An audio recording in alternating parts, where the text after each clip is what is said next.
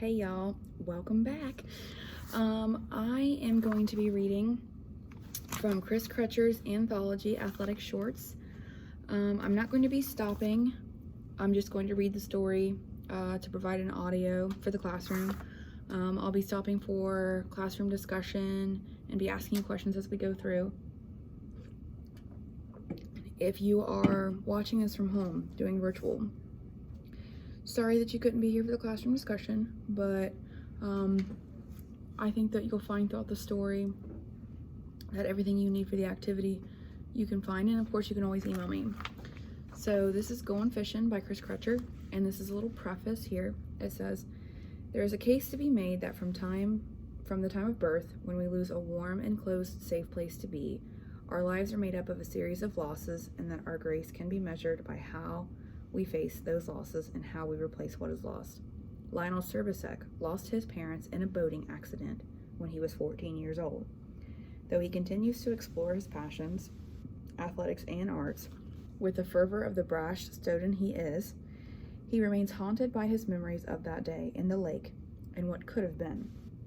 Like most of us, when his path is the greatest, he covers it with anger approaching rage, and that rage has the power to consume. So this story is about our character, Lionel. He loses his parents in a very tragic drunk driving accident, but a boating accident, not with a car, what you would traditionally think. This is the story. That was just a little preface, but this is the story. Goin Fishin by Chris Crutcher. My name is Lionel Serbasek. I'm a high school senior, an artist and a swimmer, and I like to think, finally, a good friend. I'm also an orphan. I live by myself. I can tell no story about my life without telling this one first, because it colors everything I do and everything I think. I woke up on a bright Sunday morning almost 3 years ago to go fishing over in the Lake Coeur d'Alene with my family, and everything was just about as great as it could be. I was just short of 14, at the top of my age group, and kicking ass in the 100 fly all over the Northwest. That summer, I also sold 3 oil paintings for money. My father was beginning to respect my talent for the first time. Almost every week, my name appeared in the Spokesman Review for being either fast or weird. I won a first place in the junior division of the Spokane Custom Auto Show for my Jeepster, even though I wasn't even old enough to drive it at the time. It's a 53 Beauty, minus the top, painted a fire engine red, with an authentic full-scale World War I plastic machine gun mounted in the rear well and iron crosses gracing each door. Those who glimpse me in their rearview mirror take immediate evasive action. I was ready to start my sophomore year swimming with Walker and Nordy and Jeff for Frost High School, where Max Ilsong would finally take over as coach. Max had been with us for 2 years in AAU, and we believed him to be the best coach alive in any sport because he treats you with the same respect no matter who you are or how fast, and still works you so hard that your muscles experience a full meltdown every workout. You get fast if you swim for Max. At the beginning of that day, things couldn't have been better, but by sundown, I felt as alone as if I had been hatched from an egg by the sun. I think if human beings had even the slightest capacity to foretell the future, we'd be a completely different animal. In the moment that I helplessly watched my family's death unfold before me, I'd wished that I'd lived differently, done my chores on time, told no lies, eaten my vegetables, thanked my parents for giving me a room of my own, and told them that I loved them. I wished that I had been a better big brother for Kyle. The person who killed my family was my best friend in 4th grade. He swam backstroke on our medley relay team and stayed over at our house nearly every other weekend. He learned to fish from my dad. His name is Neil Anderson. I still get a card every Christmas from his family, and I have avoided him, like the plague, since the day of the accident. Neil wasn't supposed to be driving his parents' boat that day. They have a summer place on the lake with a private dock and a Rocket Sunrunner ski boat, and his parents were in Spokane, Washington. Neil and a couple of his buddies got into Mr. Anderson's beer and decided that they could take a few spins on the jet skis before his parents got back. Away from the water, it was a killer hot day in late August, and boats dotted the lake like the chicken pox. My father was a head shaker. He was of medium height and build, with jet black hair that was receding toward the back of his head like a grass fire in the high winds. He was one of those adults who believe that if you take time to tell your children things, they'll grow up believing them and then act accordingly. Anytime that failed to happen, Dad would simply shake his head slowly. With me, Dad shook his head a lot. I was a dreamer who didn't take life seriously enough for his money, and I think that made him afraid for me. More than anything, he wanted me to grow up rational. I think he judged himself as a father by the degree to which I could assess any given situation and react appropriately. I never saw much of a temper in him, but I always knew when he was mad at me. "You need to think," he'd say, "if you just think." Mom would say, "He's an artist, dear, let him be." You don't get pretty much any more laid back than my mom. If I had known Dad was going to die, I would have made a special effort to decrease the number of times a day that he felt compelled to shake his head at me. But I thought that I had more time. I thought that I had all of the time. We set out early, around 4 a.m. The lake was about 30 miles from our house on the south side of Spokane, across the Idaho border. We were on the water shortly after 5 a.m. By 5:30, Kyle had lost his pole already when he fell asleep and dropped it overboard. Kyle was only 5. I was going to let him use mine, but Dad forbade it. He wanted Kyle to know the natural consequences of falling asleep with your fishing pole in your hand. Fishing was a metaphor for life with my father. It required all the best elements of what that he thought one needed to be put together for a graceful life. It required patience, knowledge, and skill. It wasn't frivolous, and on a good day you were rewarded immediately for doing it right, though certainly there were no guarantees. Guarantees or no, my dad could catch a 20-inch rainbow trout in an oil spill. You could kid around with him about some things, but fishing wasn't one of them. I learned that at age 6 when we were fishing in a slow, lazy river up near the Canadian border. It was my first time out with him, and I had looked forward to it for months. He showed me how to cast my line and watched me do it until I got it right, before moving a few feet along the grassy edge of the shoreline to drop his own line in. I glimpsed a fish swimming in a little hole directly in front of my feet, several yards from where my line drifted with the current. In what seemed like a perfectly rational move at the time, and it doesn't look at all bad that day, I quickly reeled in my sinkers and began swinging them at the water as if my pole were a bullwhip in an attempt to knock Mr. Fishy for a loop, after which I had intended to reach in and throw his dazed, floppy self onto the grass. Dad had that pole out of my hand on the 3rd swing, and we spent the next half an hour discussing the conduct of a true sportsman. I was not allowed to fish for the rest of the day. It hurts to remember that was the very last time with Dad that he was upset with me. Not in a big way, like the time with the socks when I went to the first day of 6th grade without any socks. It was in fashion at the time, and they wouldn't let me into the school. I simply went back home and I painted a pair on my legs, even lettered Adidas vertically down the ankles. I really am a pretty good artist. In fact, a heck of an artist. And that was one fine pair of socks.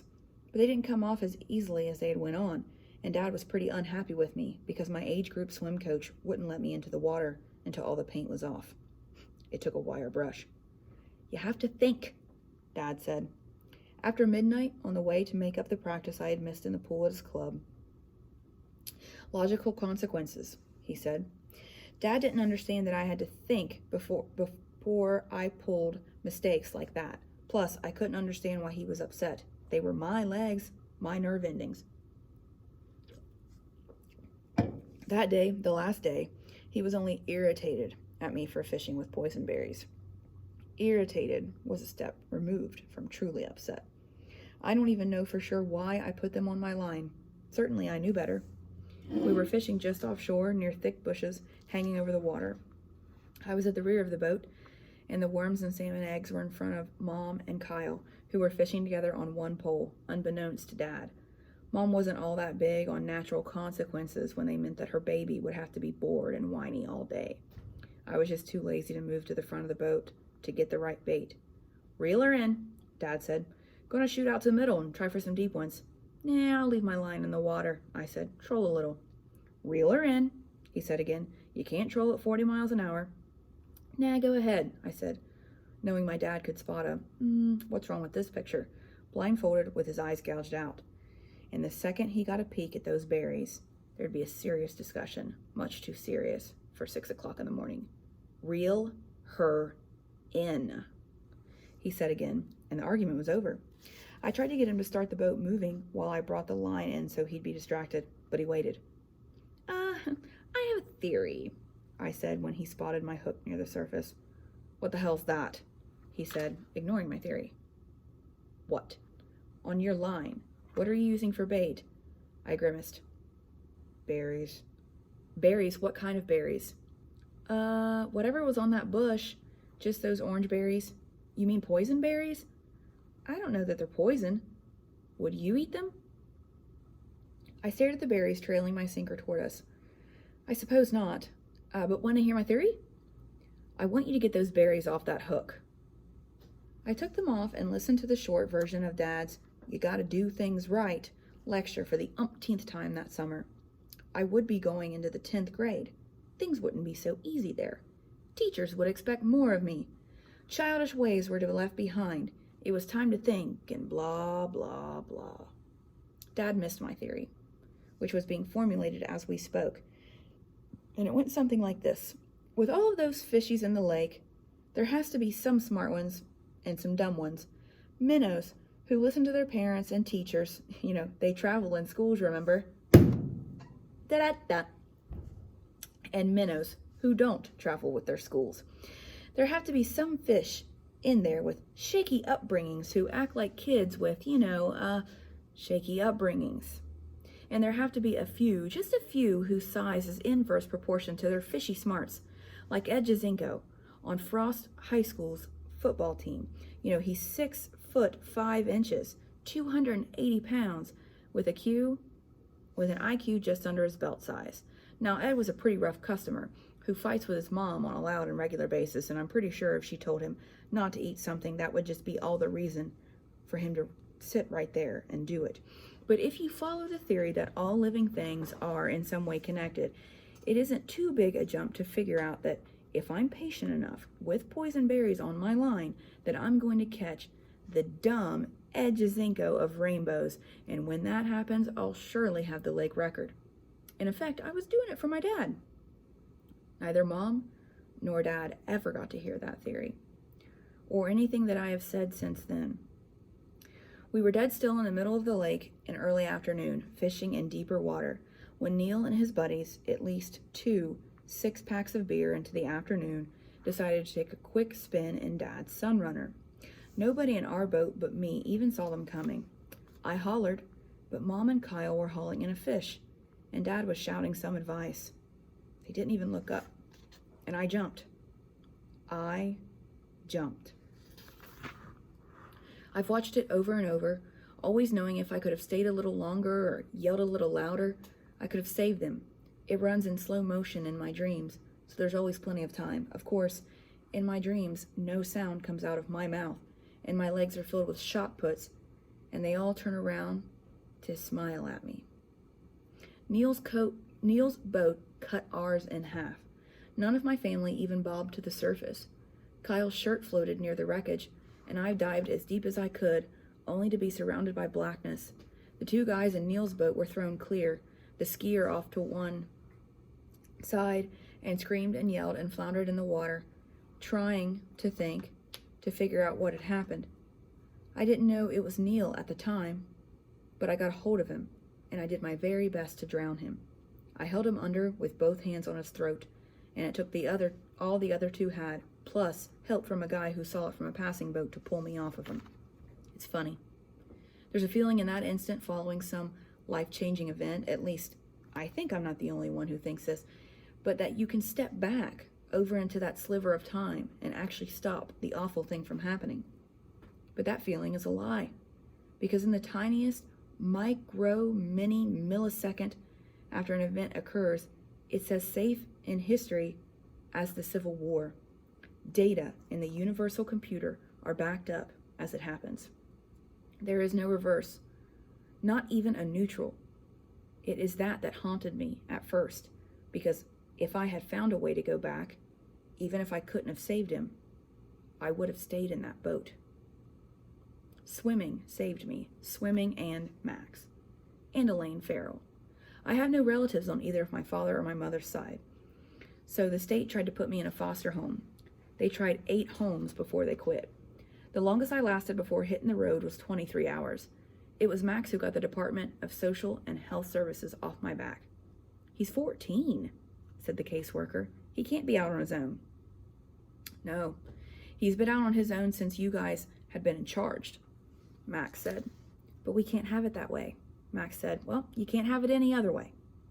When the caseworker started to argue, Max put up his hand. If you think of his age in years, he's young. If you think of it in loss, he's an old man. She opened her mouth again, and Max said, and you're making him older. Leave him alone. He's fine. We'll look after him. I took out my pain on the water. The louder the whine of the approaching sunrunner echoed in my head, the clearer the sight of splintering fiberglass and flying bodies, the harder I swam. My teammates, particularly Walker and Jeff and Nordy, pushed hard beside me, as if they could absorb some of my pain, and slowly but surely the searing edge began to dull. I don't know if time heals all wounds, but I know at least it slows the spiritual bleeding. Elaine swam with us in the age group. Before deciding the greenish blonde hair and the blood red shot chlorine-infected eyes were a definite social stopper. Like any smart, evolutionary aware, upwardly mobile animal, she opted for dry land and sports sometimes in junior high. But she was the toughest of us all in her day. In 8 years of swimming, I never saw her back off once. Out of the water, Elaine was like the glue that held our group together. She was like a little parent, only smarter, settling minor disputes, helping us hold our course. There is no rational explanation, but some people you just don't mess with, and Elaine Farrell was one of them. And she was there for me always after the accident. She sensed with my loneliness that I was ready. When she sensed my loneliness, she was ready to smother me and would show up with food or friends or just her wonderful self. I never loved her, not like a girlfriend or anything, but I cried with her and I told her everything. Elaine Farrell knows my soul, and more than anyone, she walked with me through the landmine terrain of my grief. I really thought I had it all in perspective, but then, about a week ago, Neil Anderson showed up at my door. First, I should say that my door isn't exactly an easy one to find. My place is best described by my friend Walker Dupree in an essay that he wrote last year for Junior English.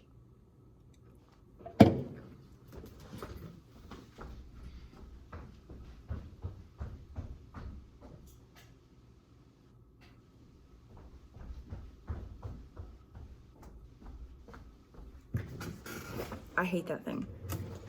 All right, so back to Walker's essay. I said Lion was an artist at everything that he does, but in his personal life, that holds true only if you're looking for the still life of the swine. His so-called apartment is 2 condemned rooms above the fireside tavern with a bed, a hot plate, and a sink that drains out into the alley. And the one really class item, a toilet with a seatbelt. Oh yeah, he's got a toilet with a seatbelt on it. Claims it keeps him from blasting off.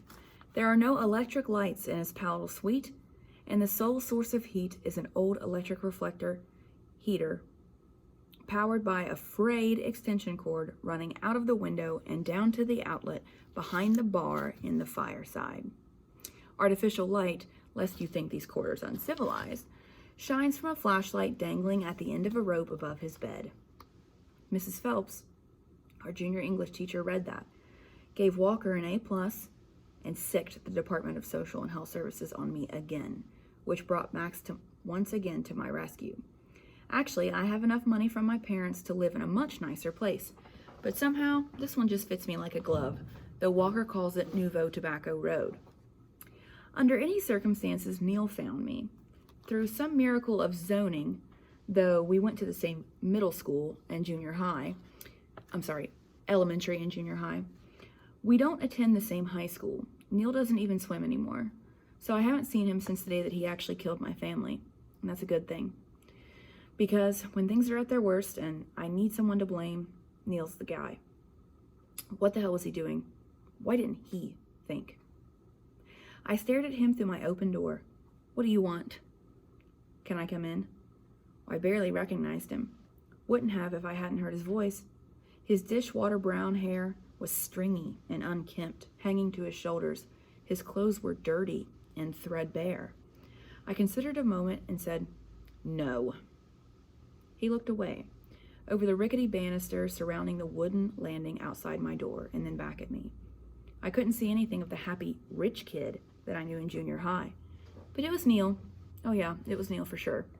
And I was instantly aware of my rage. "Come on, man, I need to talk to you." "Anderson," I said, "if I let you come into my house, I'll probably hurt you.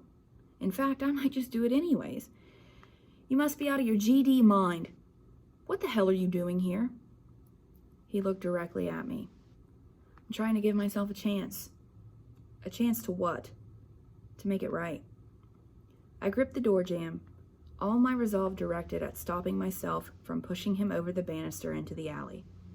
3 years, and his face brought back the rage like a broken dam. "Anderson, turn around. Walk down those stairs. If you see me on the street, cross it. If you see me at a dance or in a pizza place or even at a gas station, stop what you're doing and run. I'll let you know if it's ever different." "Lion, come on. You must not have heard me." He started down the rickety stairs, and then he turned back about halfway down. I noticed how thin that he looked, how raggedy. All of his athleticism, that confident gait he had in the 4th grade, when he was the 6th fastest 100-yard breaststroker in the state, was gone. The Andersons are rich people. They aren't well-to-do or, just comfortably well off, or even upper middle class. They're rich, filthy rich. Their lake cabin cost double what my parents' house cost, and we lived in a pretty nice place. But Neil looked like the poorest of the poor kids. I mean, he was dressed bad and all that, but there was more.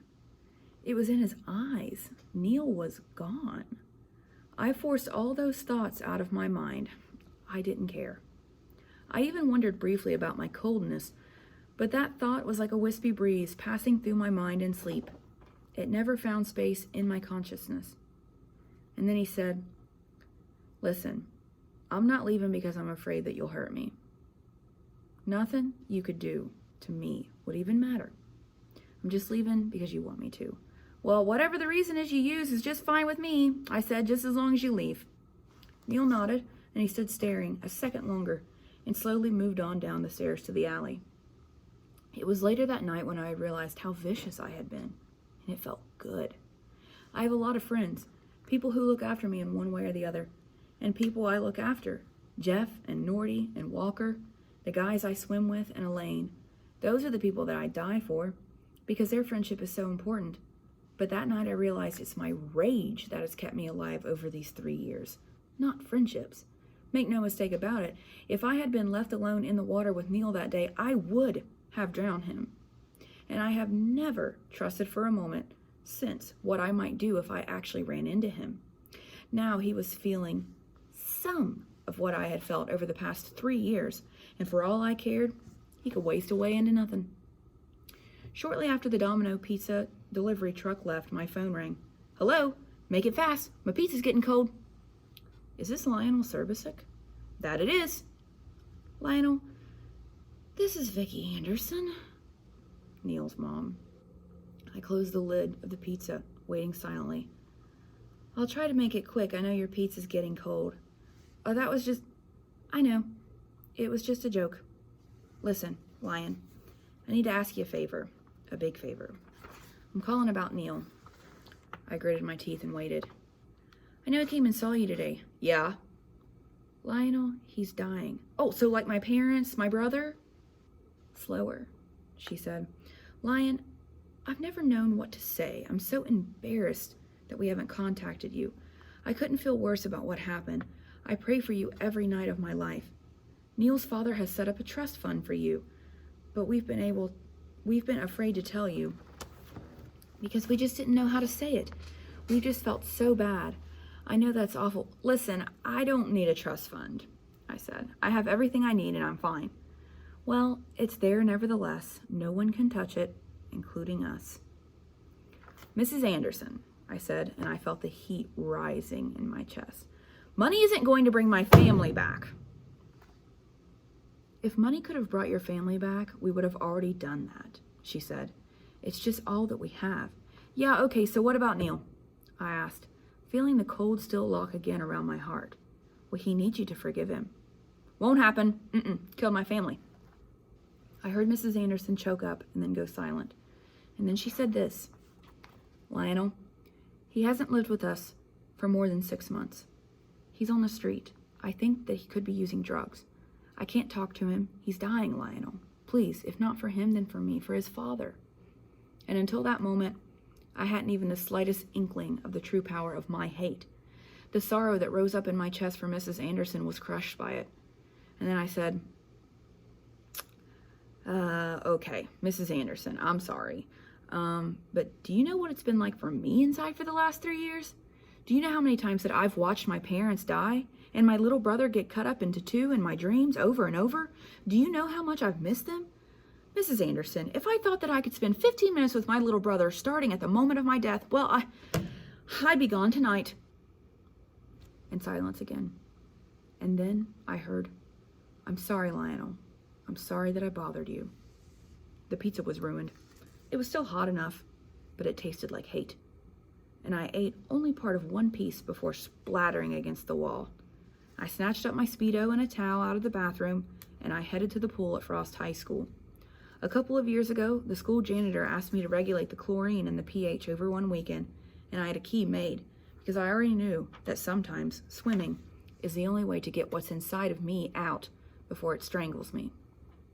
I flipped the switch on for the underwater lights, casting the pool enclosure in that eerie green, and I hit the water. I started with the 25-yard butterfly sprints, giving myself 15 seconds between. I have no idea how many I swam, but my chest and my triceps were molten steel when I pushed off and I saw a body knife into the water beside me. I finished the lap and looked up to see Elaine. I waited the 15 seconds and pushed off, switching to freestyle. We sprinted 25 minutes, at least another half an hour without speaking. I thought that I could wait her out, but I should have known. I could have sprinted all night and she'd still be there. Finally, I stopped and I hung on the edge at the deep end, gasping for air, still fueled by my wrath. Go ahead and leave, I said finally. I just want to be alone. I'm okay. Elaine said, well, that's tough shit. I laid back and pushed off, backstroking a long, slow lap, cooling down, and stood in the shallow end. Elaine was waiting there for me. I said I was okay. I said, I just want to be alone. Yeah, and I said tough shit. I pulled myself out of the water.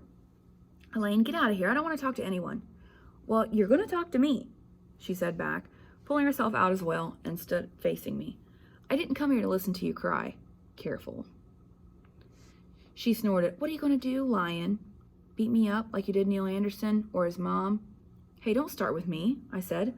But she took a step forward. Elaine Farrell really is the toughest person I know.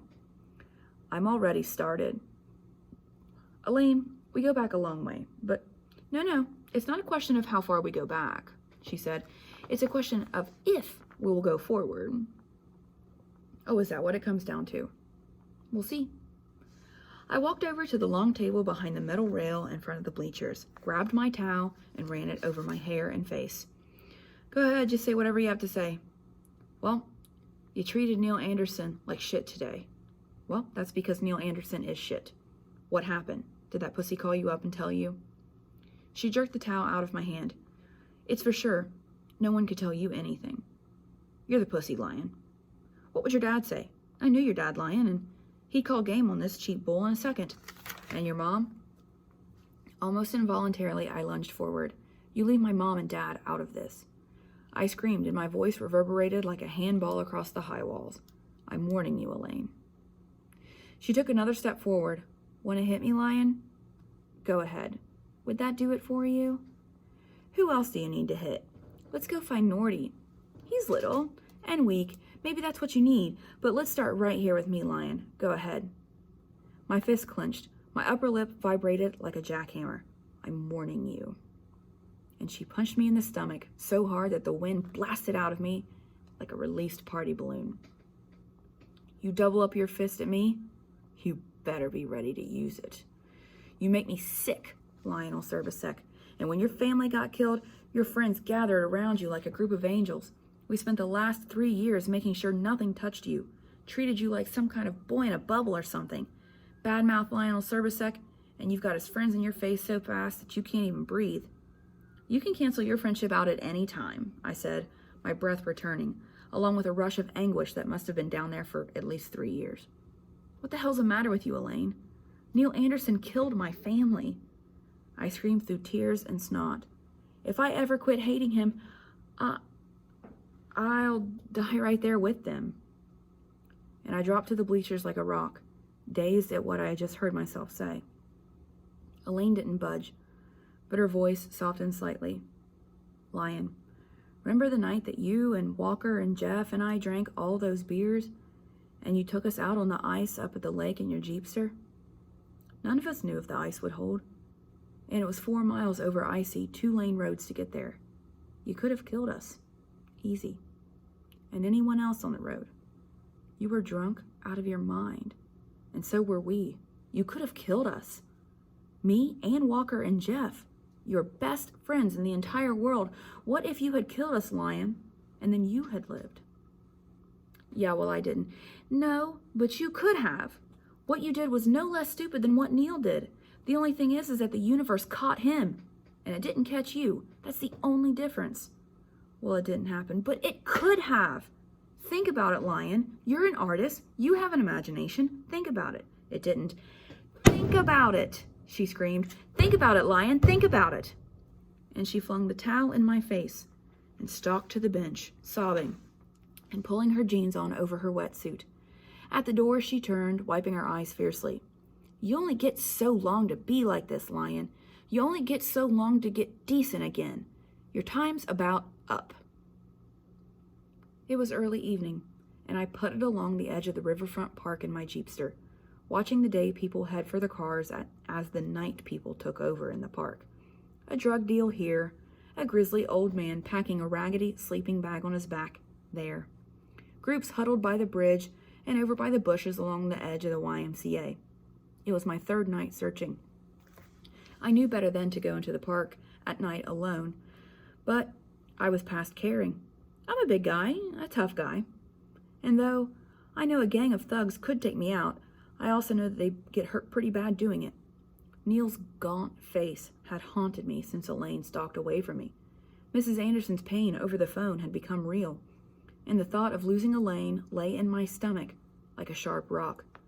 We hadn't spoken since that night at the pool more than a week earlier, and I began to know the power of her friendship through the awful dread of losing it. I could either clean up my act or write Elaine Farrell off. It was the first time since my friends had created my cocoon that I truly understood what could have happened without it. And yet, I couldn't turn off what I felt. I slammed the door to my Jeepster, and I walked to the entrance to the park. Suspicious eyes followed me, but I looked into the face of every person I met, hoping to find Neil. I wanted to believe that I was doing this, but I had come to my senses. But in reality, I was learning the price of friendship. I searched more than an hour and a half, and I was finally ready to leave again and try again tomorrow night. I wouldn't face Elaine again until I found Neil, when I saw a dim light between the slats of the wooden bridge. I walked to the edge, and I started down, not believing that there was a chance. Neil? He looked up dreamily, eyes glazed over. His mom was right about the drugs. The light from his flashlight reflected off the steel bridge beam, casting his face in a gauzy yellow haze. And he said, "Who is it?"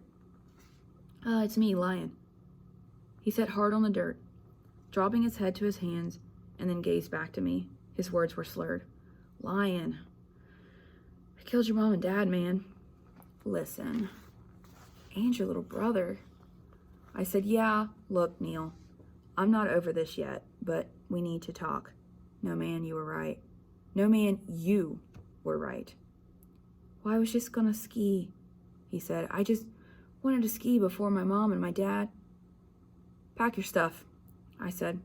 "I'll get the Jeepster. I was gonna give myself a day off of school tomorrow anyway." maybe you and I ought to go fishing.